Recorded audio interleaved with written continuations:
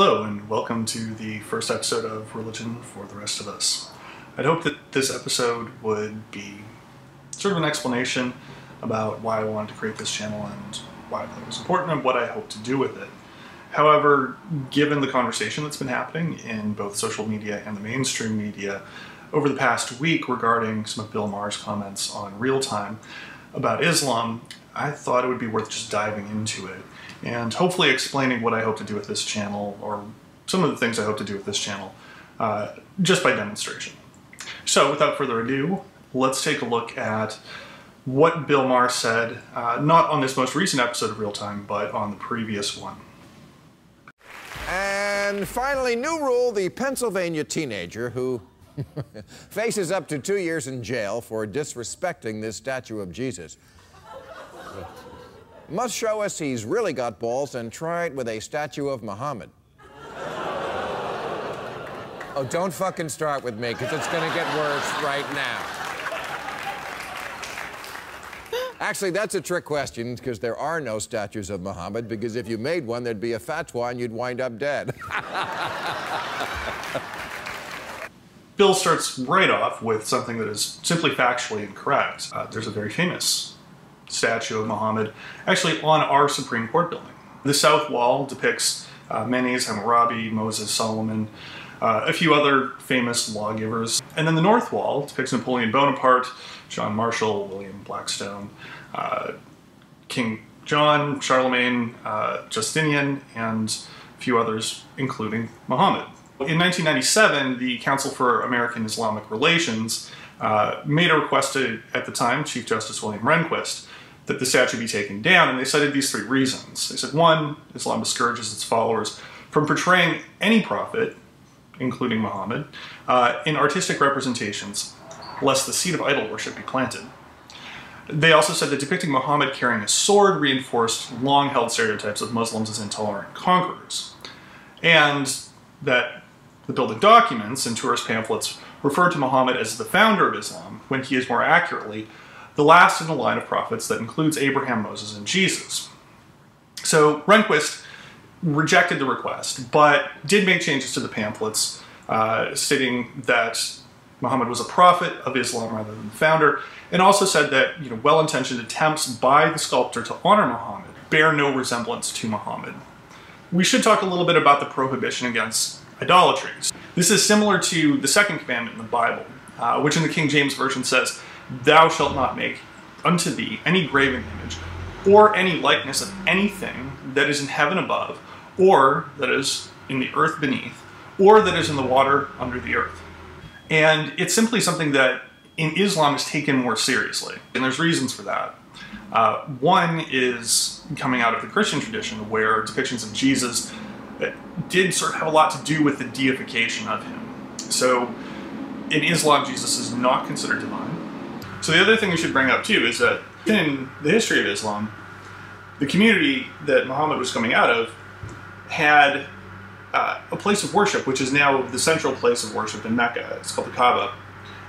And this was a pilgrimage site even before Muhammad received his revelation. It was filled with idols of sort of regional gods that people would come, and they would come to worship at the Kaaba because it was this ancient site.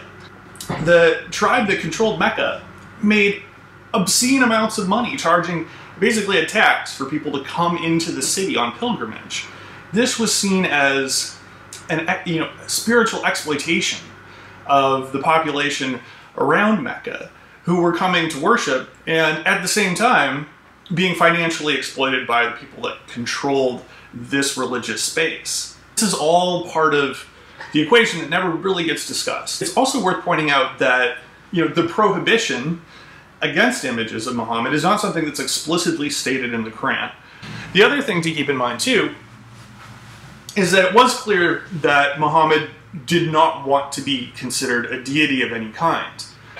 This prohibition against creating an image is something that's really only a part of Sunni Islam. Shiites don't have the same resistance. So for Bill Maher to say somebody's going to put a fatwa on you if you make a statue of Muhammad, nobody put a fatwa on the Supreme Court.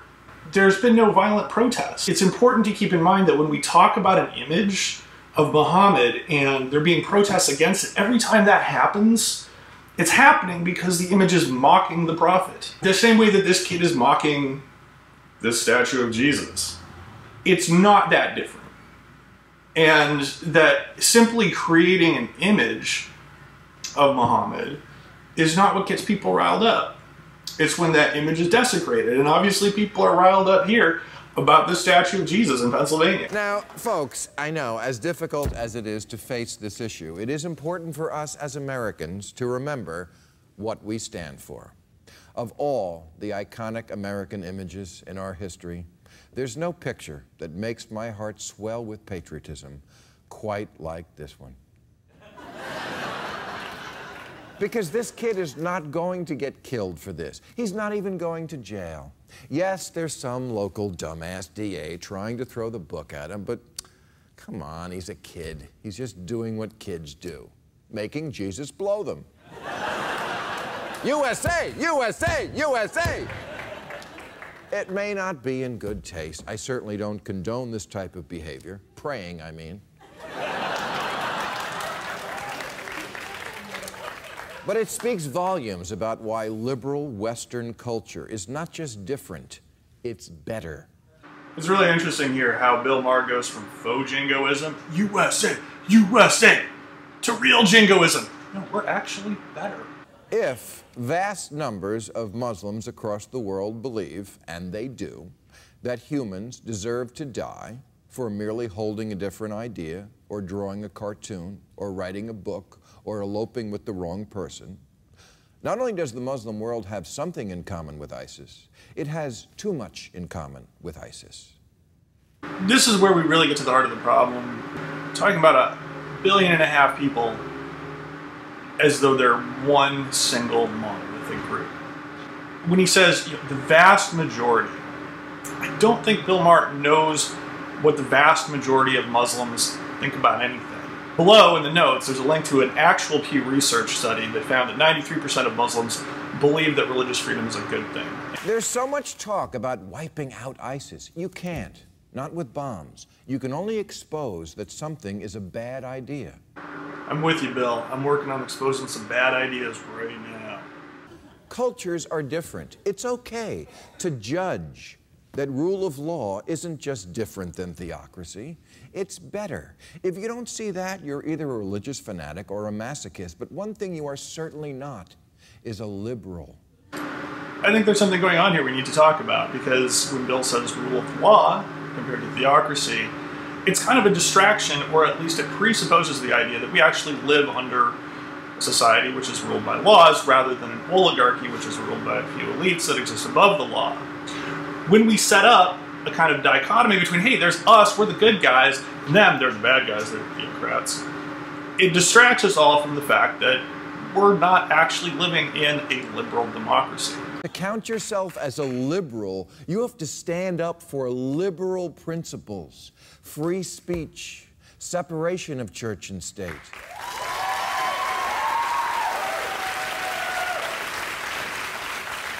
Freedom to practice any religion. Except Islam. Freedom to practice any religion or no religion without the threat of violence. Except if you're practicing your religion in a country that we happen to be bombing at the moment, then you're just kind of fucked. Respect for minorities, including Muslims? Including homosexuals. But definitely not Muslim homosexuals, because Muslims. Equality for women. So I looked into this, and as far as I can tell, Bill Maher has had exactly one Muslim woman on his program. Irshad Manji, who wrote the book The Trouble with Islam, which lines right up with Bill's worldview, which was highly critical of mainstream Islam. And she's been on 4 times, but just as a point of comparison, Ann Coulter's been on 9 times. Hopefully Bill's concern for Muslim women, though, will lead to him doing more than merely relegating them to mere tokenism on his show. We'll see what happens. It amazes me how here in America we go nuts over the tiniest violations of these values. So here's where Bill cites some of the tiniest violations of these values that we go nuts about in this country. Let's talk about some of the major violations of these values that we just generally ignore. According to the United Nations Human Rights Committee, in the report that they released just this year, The United States has a multitude of human rights violations. Here's a few that they list.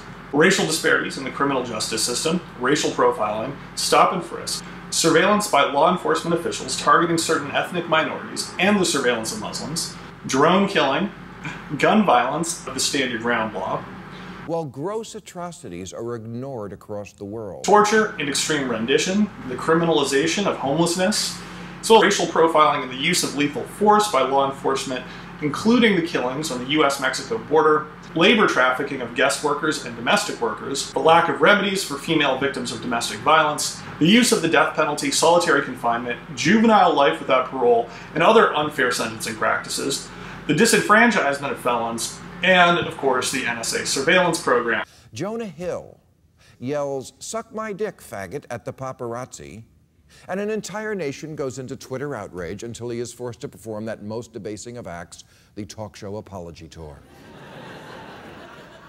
Meanwhile, in 10 countries, actually sucking a dick can get you stoned, and not in a good way. So executions for sodomy are rare in most places. Even if it is technically legal to do so, and those laws are on the books, it doesn't happen that often. It does happen in Iran, but understanding how Iran handles these cases is difficult since those people who are executed never seem to be convicted of sodomy alone. It's almost always rape. So there's a link below to a Guardian article if you want to read more about this. In Saudi Arabia, homosexuality is treated more like a vice crime, not a capital offense, and the prosecutions that take place are mostly raids on underground gay clubs. Individual gay couples are almost never prosecuted, and even those arrested in the raids aren't executed. Let me be clear. There are oppressive laws in many Muslim countries. There's oppressive societal pressure against homosexuals to not be gay. It's important that we be clear about what's actually happening, rather than making these broad generalizations about a population that is 1.5 billion people. We hear a lot about the Republican war on women. It's not cool, Rush Limbaugh called somebody a slut. Bill Maher should really know better than to reduce the denial of reproductive health rights and the entrenchment of rape culture to just Rush Limbaugh calling somebody a slut. Okay, but Saudi women can't vote or drive or hold a job or leave the house without a man. Overwhelming majorities in every Muslim country say a wife is always obliged to obey her husband. So here the statements that Bill makes about Saudi Arabia are true. He then goes on to say every Muslim country, a majority of people, believe that a wife should submit to her husband. This is not true. It is true that on the whole, and this is borne out in this Pew Research study, which you can take a look at below, that overall, the majority of Muslims do believe this. I think if you ask the majority of fundamentalist Christians, you would find the same. It's also something that breaks out regionally. So there's a lot of information. Bill's kind of cherry picking what he likes, and even then he's skewing it. You know, he's saying every Muslim country, which is simply not the case. 91% of Egyptian women have had their clitorises forcibly removed. 98% of Somalian women have. Ayan Hirsi Ali grew up in Somalia and is one of them. She was scheduled to speak at Yale last week, but the school's atheist organization, My People, complained that she, quote, did not represent the totality of the ex-Muslim experience. I'll let Reza Aslan handle this one. He did so excellently on CNN, and hopefully come back to discuss his appearance on CNN in a future episode. I mean, the argument about the female genital mutilation being an Islamic problem is a perfect example of that. It's not an Islamic problem, it's an African problem. Well, I mean, wait. Because he says it's a, hold on a second, Reza. Because he says it's a Muslim country problem. He says that in Somalia. Yeah, but and that's actually empirically, factually incorrect. It's a Central African problem. Eritrea has almost 90% female genital mutilation. It's a Christian country. Ethiopia has 75% female genital mutilation. It's a Christian country. Nowhere else in the Muslim majority states is female genital mutilation an issue. Bill is a reasonable guy. He's rational. He looks at facts, evidence, serious stuff. Complained that she, quote, did not represent the totality of the ex-Muslim experience. Meaning what? The women who like mutilation? Again, here we are right at the heart of it. Bill wants the fact that this horrible thing happened to one Muslim woman, that we should then extrapolate from that. Every Muslim woman has suffered the same kind of injustice simply by being Muslim. You're atheists. You should be attacking religion, not siding with the people who hold women down and violate them, which apparently you will defend in the name of multiculturalism, and then lose your shit when someone refers to Chaz Bono by the wrong pronoun. Let's watch this part again. And the question I'm asking myself here is, what is Bill Maher so angry about?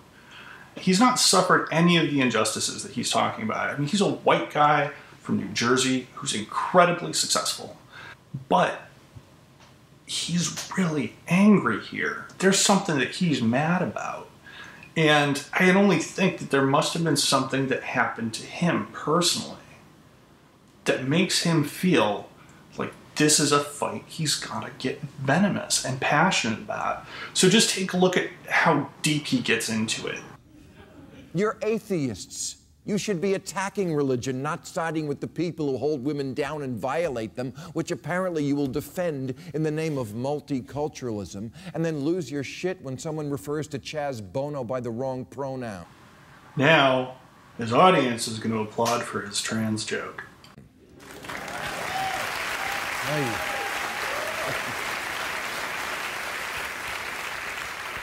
Donald Sterling isn't allowed to own a team because he told his mistress not to post pictures with black guys. Okay, but if we're giving no quarter to intolerance, shouldn't we be starting with the mutilators and the honor killers? Or will that divert us from the real problem? That when Mel Gibson drinks, he calls women sugar tits. Whenever you get a critique of religion in general, or a specific religion like this, what we really have to look for in order to determine whether or not it's a valid critique is whether or not they're making a valid argument. Or are they using some sort of a logical fallacy to make their case? And the straw man fallacy is a logical fallacy. It's basically the idea that rather than actually attacking my opponent's beliefs, rather than actually, critiquing what somebody else has to say, I'm going to use a caricature that looks kind of like who they are, but isn't them. It's easier to attack and tear down. It's like you're making an ideological effigy that's easy to burn. And that's exactly what Bill Maher is doing with Islam. It is what he does with religion generally. He targets sort of the lowest common denominator of the people who practice or claim to practice a particular religion. He takes the worst elements of it, rather than the best and most sophisticated elements of it, and attacks that. So rather than having an intellectually honest discussion about Islam, he's putting up this caricature, this boogeyman. He's holding up a monster, an image of a monster, and saying this is Islam and this is why we should hate it. The implicit statement, as we prepare for more bombings and more war, is that it's okay to kill them. So this was episode 1 of Religion for the Rest of Us. I hope to have more episodes up soon and just continue following this thread and commenting on it. But if you've enjoyed this and found it worthwhile, you can email me at religionfortherest@gmail.com if you have any questions. You can also follow my Tumblr, which is whatiremembered.com. And I think right there, maybe, is where you can click to subscribe.